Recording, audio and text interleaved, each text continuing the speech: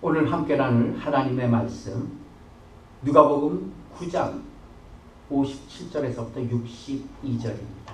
누가복음 9장 57절에서부터 62절.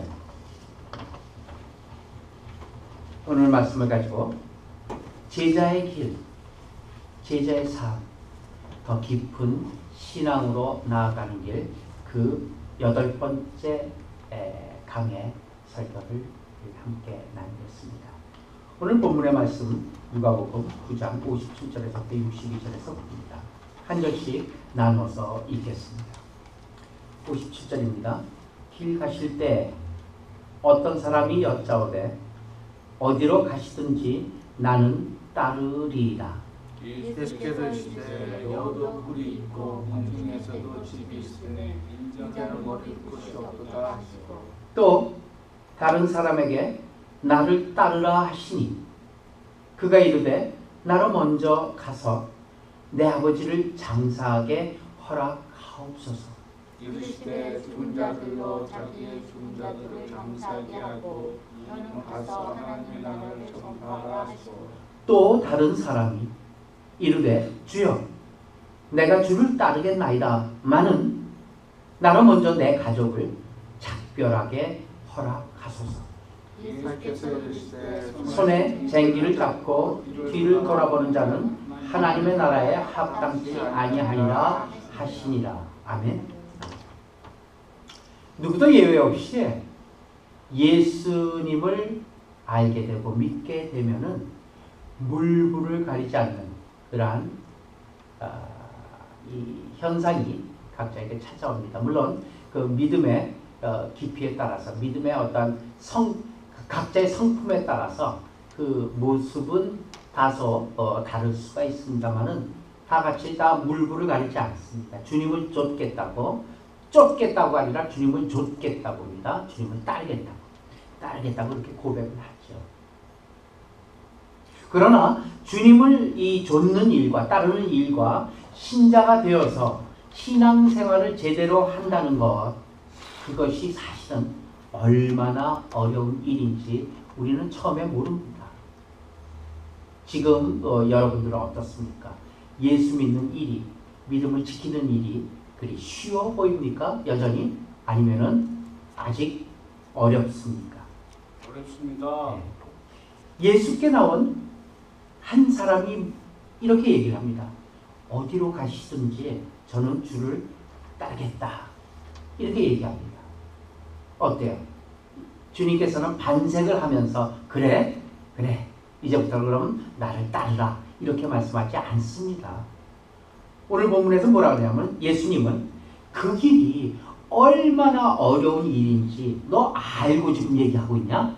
이렇게 묻는 거예요. 예수님을 따르겠습니다. 예수님 앞에 나온 그에게 찬물을 끼얹고 있습니다.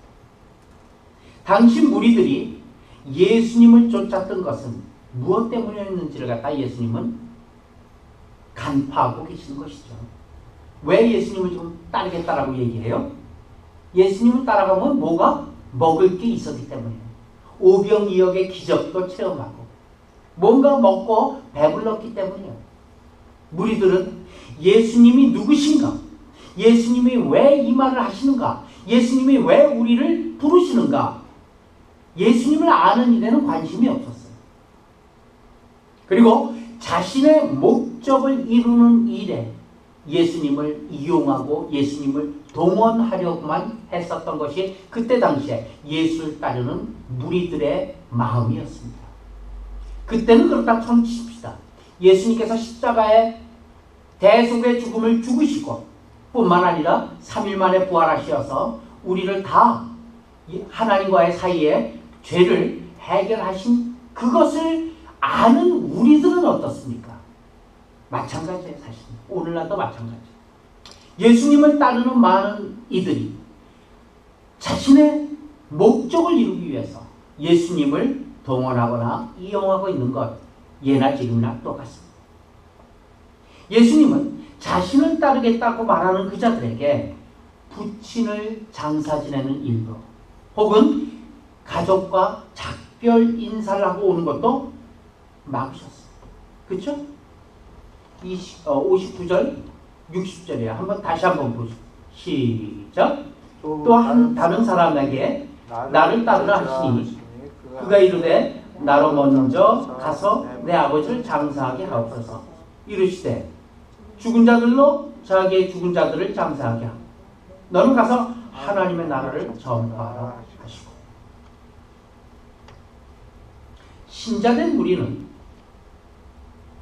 스스로 얼마나 세상 사람들과 다른 사람들인가를 먼저 알아야 됩니다. 내가 세상의 사람들과 무척 다른 사람이라는 걸 알아야 됩니다. 우리는 불행과 복의 개념도 마찬가지로 세상 사람들과는 전혀 달리한 존재들입니다. 믿습니까? 내가 아는 복, 세상 사람들이 아는 복, 그것은 천양지 틀립니다. 내가 아는 불행, 그리고 세상 사람들이 겪는 불행, 그것은 천양지 다릅니다. 그것을 아는 사람이 신자입니다. 예를 들어서 나의 불행이 세상 사람들에게 있어서의 불행은 불행입니다. 그러나 내게 있어서의 그 불행은 신자들에게 있어서는 무엇인가요? 행복을 얻기 위한, 행복을 주시기 위한 사인인 것을 우리는 압니다. 다릅니다. 우리가 신자는 생활의 방식도 생활의 원리들도 세상 사람들과는 전혀 다른 것으로 바뀐 사람들이 곧 신자인 것이에요. 그런데 그렇게 생각하고 그렇게 살고 있는가? 각자 스스로 이것을 분명하게 구별하고 있지 않으면 안 되는 것입니다. 오늘 예수님은 그 말씀을 하고 계십니다. 말하자면 예수 그리스도를 좇는다는 것이 세상의 것을 더 윤택하게 하는 것이라는 그런 차원으로 가면 절대로 안 된다는 얘기죠. 내가 예수를 좇고 예수를 따르는 이유가 내가 세상을 살아가면서 세상에 사는 생활을 더 윤택하게, 더 풍성하게 하기 위한 방법으로서 예수님을 따르고 있느냐? 그러면 안 된다는 얘기죠. 하늘의 것과 땅의 것을 양립할 수 없다.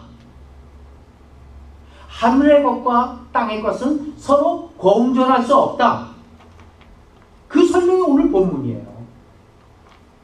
그래서 마지막 절에 이렇게 나오죠. 61절, 62절 시작. 또 다른 사람이 이르되 주여 내가 주를 따르겠나이다 마는 나는 먼저 내 가족을 작별하게 허락하소서. 예수께서 이르시되 손에 쟁기를 잡고 뒤를 돌아보는 자는 하나님 나라에 합당치 아니하리라 하시니라. 무슨 얘기를 하는 거예요? 이것은 이 말씀 참 무서운 말씀이에요.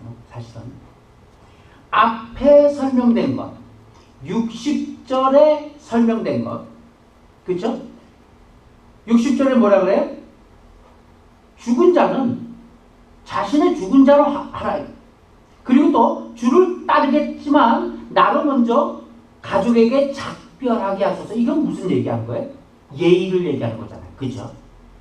네, 내가 이제부터 예수님을 따르겠습니다. 우리 가족들이요. 당신네들은 당신의 길 가십시오. 혹 나와 함께 예수님을 따를지 혹은 그냥 세상에서 살던 그 모습을 따를지 그건 당신네들이 결정하세요. 하여튼 나는 지금 이 시간 예수님을 따르겠다는 그런 얘기를 가족들에게 하면서 작별을 구하려고 합니다. 이거 하지 말라는 얘기예요. 예를 들자면 이것은 결례에 해당되는 거죠. 결례. 예의가 좀 예의가 부족하다. 뒤에 거는 뭐예요? 그러면 뒤에 거요. 62절. 손에 쟁기 짚고 뒤를 돌아보는 자는 하나님 나라에 합당치 않다는. 이건 뭐예요? 충돌을 얘기하고 있어요. 충돌. 그냥 예의를 좀 벗어나는 결례뿐만이 아니라 충돌, 세상하고의 충돌, 이것을 이야기하고 있는 것입니다. 그러므로 예수 믿으면은 가정에서 제일 먼저 일어나는 것이 뭐냐? 전쟁이에요. 전쟁. 예수 믿는 자와 예수 믿지 아니하는 자가 처음에 일으키는 게 뭐냐면 전쟁이에요. 다른 일은 다 이해합니다. 세상 사람들이. 다른 일은 다 이해하고 다른 경우는 다 이해하는 사람들도 예수 믿는 일만은 도무지 용납하러 들지 않는 것. 이것이 원칙이에요. 법칙이에요. 그것을 주님은 알고 계시기 때문에, 그렇기 때문에 하늘의 것과 땅의 것이 양립할 수 없다. 우리는 웬만하면 양립해 가려고 노력을 하죠. 이것도 좋고 저것도 좋고, 여기에서도 좋고 저기에서도 좋으면 다 훔치마 아니냐. 예수님은 그렇게 얘기하지 않습니다. 분쟁이요, 결례요, 싸움이요, 전쟁이요, 충돌이에요. 왜? 다른 일은 다 이해해도 세상이 다른 것은 다 이해합니다. 어떤 것도 다 이해합니다. 세상 가운데, 사람 가운데 일어나는 모든 일을 다 이해합니다. 그러나 주님에 대한 것은, 예수 믿는 일만큼은 이해하지 못합니다. 절대 못합니다. 그러나 하나님은 신자들에게 예수님께서 걸으신 것과 동일한 길을 걸어갈 것을 사실은 요구하고 있다는 사실. 참 힘든 일이에요. 그것을 명령하고 계세요. 그럼 예수님께서 걸어가신 길, 우리에게도 요구하고 계시는 그 길이 어떠한 길인가를 갖다가 성경에서 한번 살펴볼까요? 이사야 53장 4절로부터 6절. 시작. 그는 실로 우리의 질고를 지고 우리의 슬픔을 당하였거늘 우리는 생각하기를 그는 징벌을 받아 하나님께 맞으며 고난을 당한다 하였노라. 그가 찔림은 우리의 허물 때문이요 그의 상함은 우리의 죄악 때문이라. 그가 징계를 받음으로 우리는 평화를 누리고 그가 채찍에 맞음으로 우리는 나음을 입었도다. 우리는 다 양 같아서 그릇 행하여 각기 제 길로 갔거늘 여호와께서는 우리 모두의 죄악을 그에게 담당시키셨다. 이 길이 우리 주님께서 우리를 위하여 가신 길, 우리 무리의 죄악을 그에게 담당시키셨다. 이것은 사실 아무도 흉내낼 수 없는 대속의 사역입니다. 우리가 예수님을 따른다 하더라도 이 일을 할 수는 없는 것이죠. 그러나 주님이 우리에게 행하신 일이 무엇인지를 알기 위해서 적어도 우리는 주님과 비슷한 길을 걸어야만 한다는 것이 하나님께서 우리에게 요구하고 있습니다. 실제로 예수님께서 요한복음에 말씀하신 것 같이 한 알의 밀알이 땅에 떨어져 썩지 아니하면 어떻게 한다고요? 그대로 있을 것이다. 우리의 밀알은 지금 썩고 있습니까? 아니면 그냥 그대로 온전하게 보존되어 있습니까? 썩어야만 열매를 맺는 법칙. 밀알이 땅에 묻혀져서 썩어야만 열매를 맺는 그 법칙. 오늘날 모든 성도에게 그대로 요구되고 있다는 것을 꼭 기억하시길 바랍니다. 우리는 이 사실을 바울의 기록에서도 찾아볼 수가 있어요. 바울은 이렇게 또 고백하고 있죠. 고린도전서입니다. 4장 7절로부터 13절까지 한 절씩 나눠서 볼까요? 이번에는 누가 너를 남달리 구별하였느냐? 내게 있는 것 중에 받지 아니한 것이 무엇이냐? 내가 받았는즉 어찌하여 받지 아니한 것 같이 자랑하느냐? 너희가 이미 배부며 이미 풍성하며 우리 없이도 왕이 되었도다. 우리가 너희와 함께 왕노릇하기 위하여 참으로 너희가 왕 되기를 원하노라. 내가 생각건대 하나님이 사도인 우리를 죽이기로 작정된 자같이 끄트머리에 두셨음에 우리는 세계 곧 천사와 사람에게 구경거리가 되었노라. 우리는 그리스도 때문에 어리석으나 너희는 그리스도 안에서 지혜롭고 우리는 약하나 너희는 강하고 너희는 존귀하나 우리는 비천하여 바로 이 시각까지 우리가 줄이고 목마르며 헐벗고 메마르며 정처가 없고 또 수고하여 친히 손으로 하는 모욕을 당한 즉 축복하고 박해를 받은 즉 참고 마지막으로 비방을 받은 즉 권면하니 우리가 지금까지 세상의 더러운 것과 만물의 찌꺼기 같이 되었다. 우리 생각에는 우리가 주님의 뒤를 따르면 하나님께서 우리를 영화롭게 하셔서 주님이 결국 영광 받으실 것, 영광 받으시겠고 그렇게 할 것 같아요. 그래서 우리가 주님의 뒤를 따른다는 것은 하나님께서 기뻐하셔서 우리를 더욱더 복되게 하실 것 같아요. 세상적인 차원에서의 복을 얘기합니다. 그런데 하나님은 그렇게 하시지 않으십니다. 우리를 죽이는 방법으로 부르셨고 사용하고 계신다는 사실. 지금 읽은 고린도전서에 뭐라고 해? 4장 9절 시작. 하나님이 사도인 우리를 죽이기로 작정된 자같이 끄트머리에 두셨다. 사도하게 되면은 우리도 사도 옆에만 좀 있어봤으면 사도를 한번 개인적으로 만나봤으면 뭐 이렇게 생각할 수가 있어요. 그렇죠? 아니면은 우리가 사도로 뽑혔으면 그 당시에 이렇게도 생각할 수 있어요.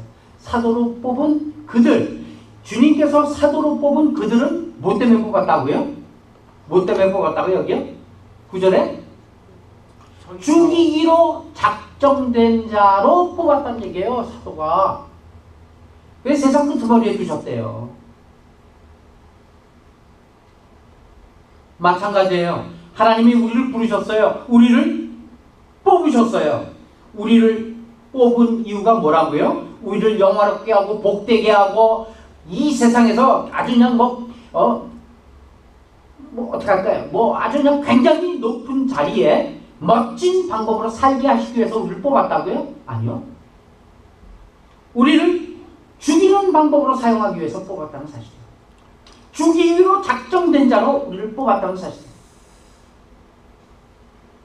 하나님은 바울을 아주 확실하게 깨뜨리고 계셨어요. 바울이 그렇게 하나님 앞에 맞고 세상에서 맞은 게 하나님 앞에 맞은 거 아니겠어요? 그것이 실수해서 잘못해서 지금 바울이 그렇게 고난을 받았습니까? 아니면은 특별히 바울이 무엇인가를 특별히 받은 게 많기 때문에 하나님께서 그 바울을 세상으로부터 그렇게 두들겨 패셨어요? 아니에요. 하나님이 사도들은 죽이기로 작정한 자들로 뽑았다는 사실.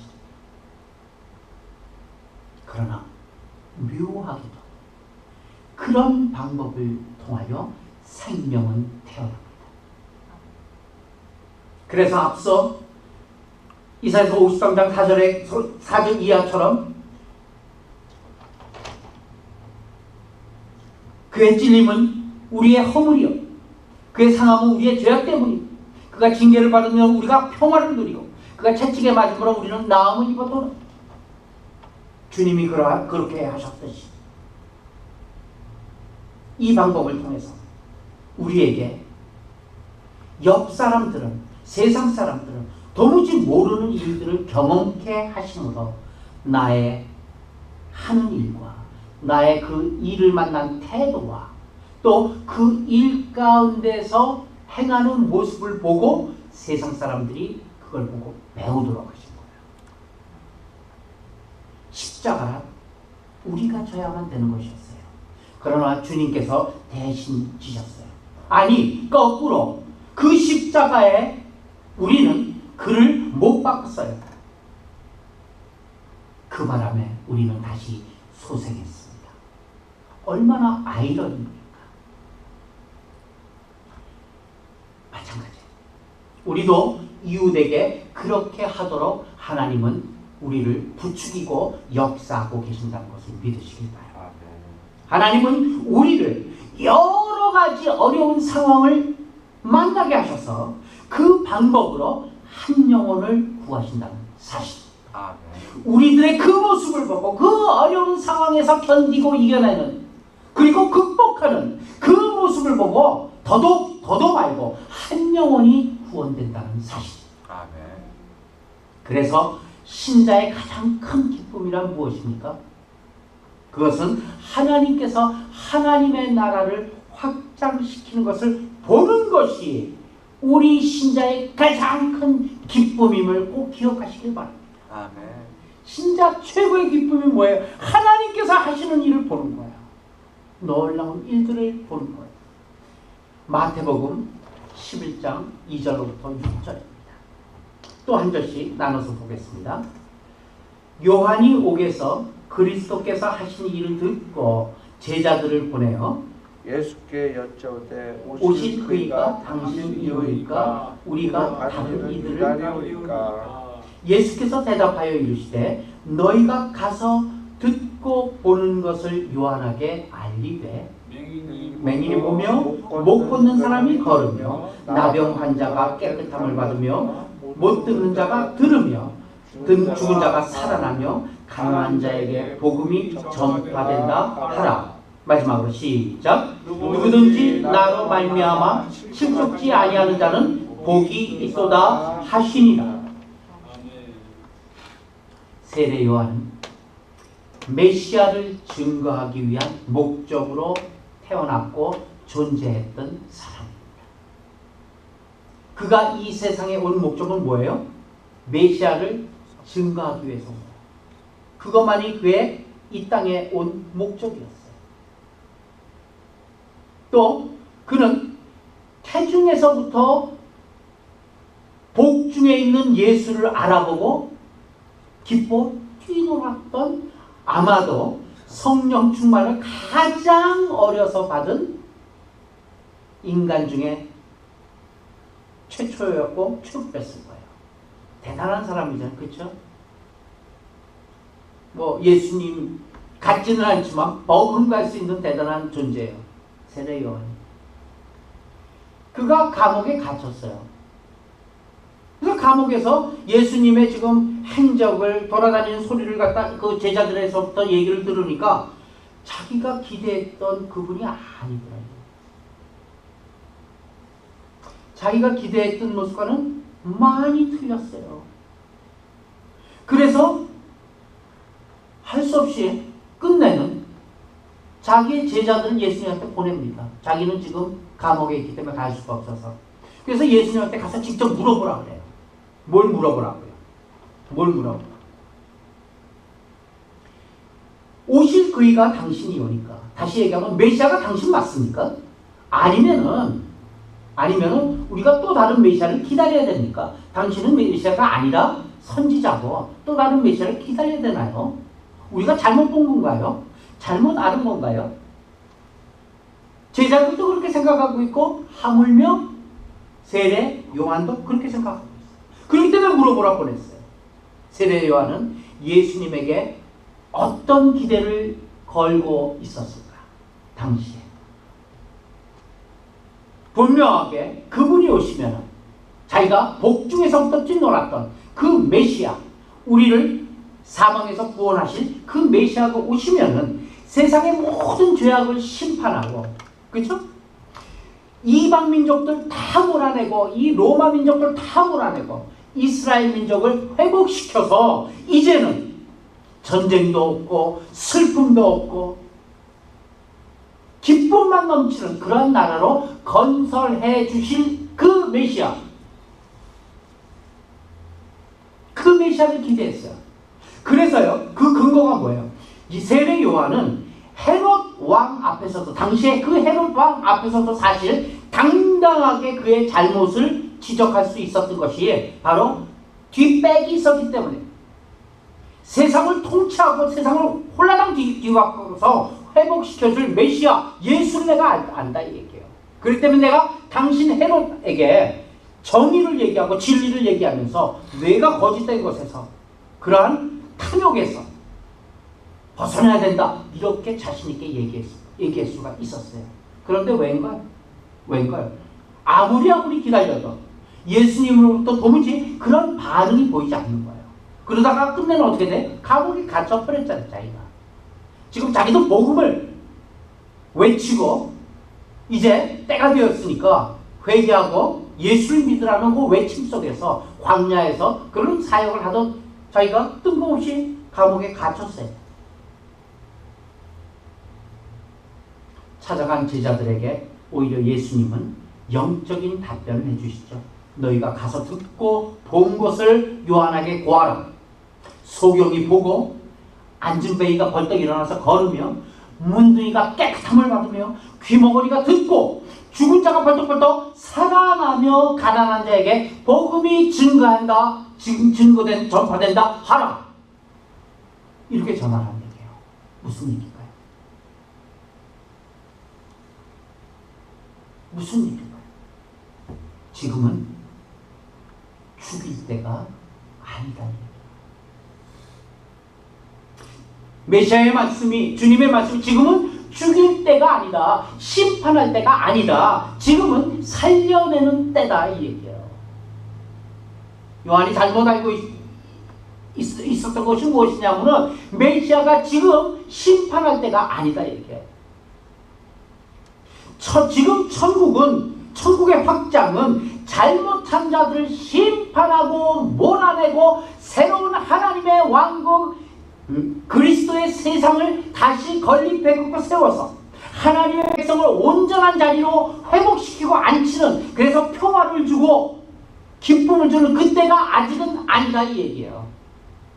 지금은 여전히 사망 속에서 신음하고 있는, 그리고 죄의 노예가 되어 있는 자기 백성들을 하나님께로 이끌어내는 때다. 지금은 이것을 세례 요한에게 이야기하고 그렇게 역사를 하고 있는 거예요. 그리고는 마지막 6절에서 뭐예요? 누구든지 나를 인하여 실족하지 아니하는 자는 복되리라. 아멘. 얼마나 귀한 말씀을 지금 하시는지 모릅니다. 나중에 사도들의 모습들도 다 마찬가지예요. 사실 이러한 면에서 전혀 달라집니다. 세례 요한도 깨닫게 되고, 사도행전 5장에 가게 되면은 대제사장들과 또 대제사장들을 갖다 따르는 무리들이죠. 사도들을 다 잡아요. 그래갖고 뭐라고 했냐면은 매질을 한 다음에 마지막으로 니네들이 다 하되 단 하나 예수 그리스도의 도만은 전하지 말라. 이렇게 하고 내보내. 그리고 풀어주죠. 그들은 어떻게 할 것인가 시비를 벌였지요. 사실. 그러다가 놔주기로 했어요. 놔주게 된 이유가 뭔지 아세요? 만일에 하나님의 뜻이라면 이 사도들을 막는 것이 우리에게는 불법이 되는 것이고, 그리고 이 사람의 생각으로 얘들이 지금 그 예수를 전하는 것이라면은 스스로 자멸해서 없어질 것이야. 그러니까 지금은 놔주라. 사도들을 매질을 하곤 채찍질을 하곤 놔주었습니다. 사도들은 뭐예요? 풀려나오면서 예수 그리스도의 도만은 전하지 말라고, 그거 전하는 거 아니면 자기네들 살 이유가 없는 거예요. 그렇죠? 예수 그리스도의 이름으로 능력 받는 일에 합당한 자로 여겨짐을 기뻐하였도다.